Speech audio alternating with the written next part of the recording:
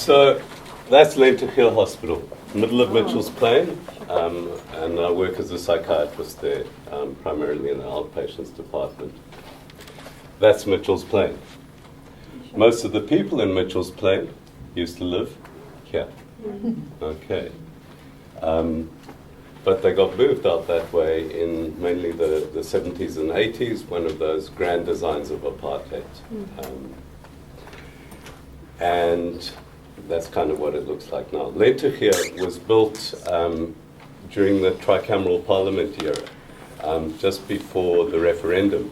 They realized that, the National Party realized that they needed to win support of people in the area who'd initially been seduced to live out on the Cape Flats and been told, you'll have an ideal life, lovely villages. And the first few went voluntarily before everyone got forced to go. Once they'd seen the hoax. So they went to the people and asked them, what did you want? And the answer was jobs and a hospital. And that scar, 35 years later, is now the Mitchell's Plain Hospital they were waiting all that time. And all these years, the people in Lentejiel joke that they asked for a hospital and all they got was a mole house.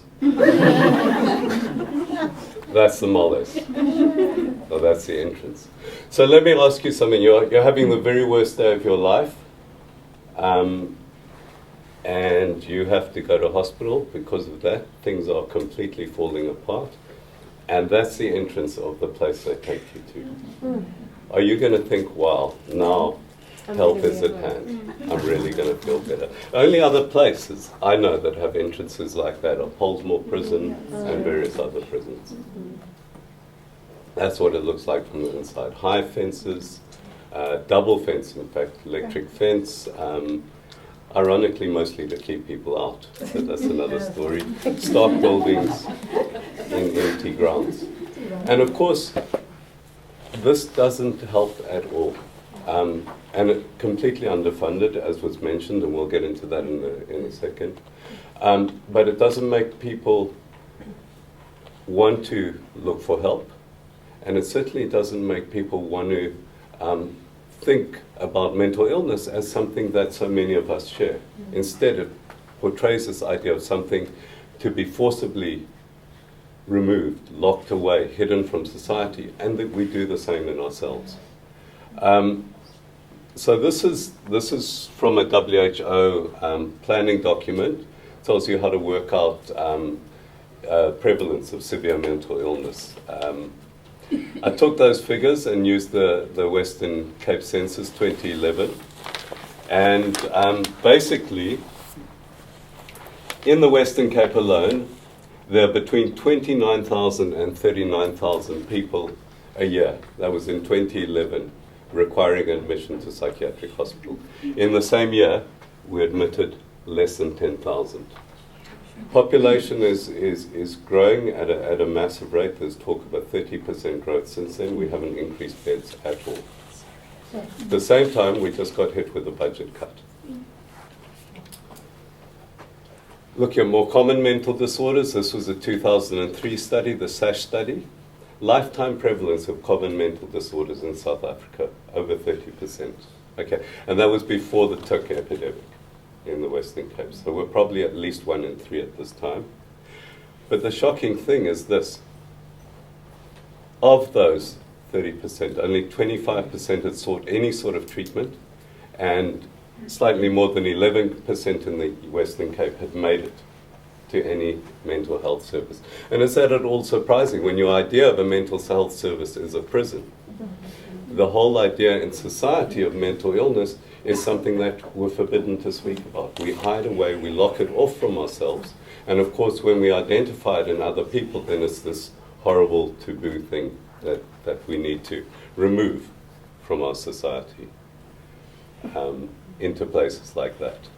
So how did we get to this situation? Here's a very potted history of mental institutions. The first reference is 872, the Bimaristans in the Ottoman Empire. What's interesting about the European historical accounts is the great surprise with which they note the wonderfully humane care given to people with mental illness in the Bimaristans. The first record of a Western institution, 1247, the Priory of St. Mary of Bethlehem, more commonly known as Bethlehem, began admitting what they called lunatics, 1377. But by 1700, it was still the only state institution in the UK with a total of 100 inmates, as they were referred to. But then something happened. Private institutions began to flourish, and then the public ones. And look at that. By 1914, 97 institutions in the UK, 112,000 patients. So in the space of basically 200 years, psychiatric population increased by 1,000 times. The general population had increased about sixfold over that time. In 1954, at its peak of the institutions, more than 500,000 people were locked up in asylums in the United States. So how did that happen? And the thing is, mental health care has come the other way. It came out of institutions. Unlike most healthcare, where there were doctors, then hospitals, in psychiatry it seems to have come the other way. So we've got this history of mental health care originating in places where people were locked up. Foucault, the philosopher, argues that it was a product of the Enlightenment, the obsession with rationality and also with the individual subject. So suddenly we saw individuals not as products of problematic society, but as faulty components that we could take out and store in warehouses like parts of a machine that weren't working. Porter then argues that psychiatry then developed out of these institutions, so no wonder there's this legacy. And of course the other big aspect was industrialization, the development of dormitory towns and so much small nuclear families where it's very hard to look after individuals. And of course that philosophy of seeing things as separate, as not as one, has flourished in so many ways. I think it's just such a wonderful quote, the unhealthiness of the world today, directly related to our inability to see it as a whole. In so many ways, we've cut off ourselves from society, from the reality around us. And we do that with mental institutions. Why? Because of the principle of safety and conquest. Fight, flight, and freeze in our brains drives us to seeing the world in this very analytical way.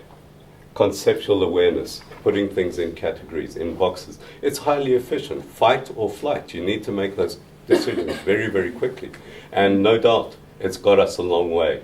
The categorical and dichotomous approach to life, for order and progress, the Roman Empire, Cartesian dualism, the Reformation, and so on and so forth. But at the same time, we've had this withdrawal from the uncertain and the ambiguous.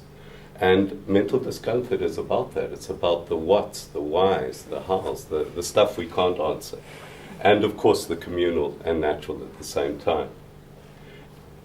Resulting in this bizarre way of seeing mental illness as if we can simply just solve the whole problem of society with a few pills. But work in mindfulness has suggested there's a whole alternative processing system waiting in our brain to be activated. In approach systems, you're present in the moment and the barriers break down. Suddenly there's continuity between all those parts we hide from, and continuity between ourselves, the earth, and broader society. And that's really so much in keeping with the philosophy of recovery, which sees people not in this dichotomy of sick or healthy, but rather on a journey, which is really a journey we're all on, a journey about finding meaning in our lives, a meaningful life, and where to go. And to do that, you need hope, healing, empowerment, and a sense of connection with the world. And that can only happen in conditions where human rights are respected, where there's a positive culture of healing, and services that are orientated that way. And that brings us to Lenta here. Translated, it's got a wonderful meaning. Lenta, spring, and here, the essence or aroma. Spring is about rebirth, isn't it? After the darkness of winter, the rebirth of hope. But of course, only if you understand that we are part of natural cycles. So it's about the rebirth of hope through reconnection. And hence the birth of this new vision of a sustainable leading psychiatric hospital at the heart of its community, not separated from it, trying to bridge all those divides, bringing that concept of spring to life through healing of people, society, and the environment. And to facilitate this, we've launched as an NPO attached to the hospital, the Lentigeur Spring Foundation, focusing on this global approach to healing, things like water use, carbon footprint, recycling, empowering people to produce their own food, to find a sense of meaning again, a sense of belonging, a green consciousness, green therapies, reconnection to heritage, and turning the hospital again into a place of beauty, somewhere where you can go and feel like you're going to get better. So creating a different view of Lentigeur. We've had planting days, we've got a massive, beautiful landscape master plan.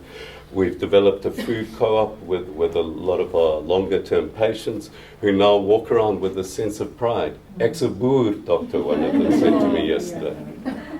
They're partners in that. We've got an anti-stigma campaign, which really questions the arrogance of this idea of normality in this profoundly divided and ill society we've got. So that's what we're trying to do, redesign what a psychiatric hospital looks like, feels like, is and does, using the metaphor of spring as reconnection, the rebirth of hope through reconnection. And to me, of course, it's reconnection with so much of the value that we've discarded in this country, reconnection with our heritage. In the words of the great leader we lost, Bantu Stephen Biko, the oneness of community is at the heart of our culture. Thank you.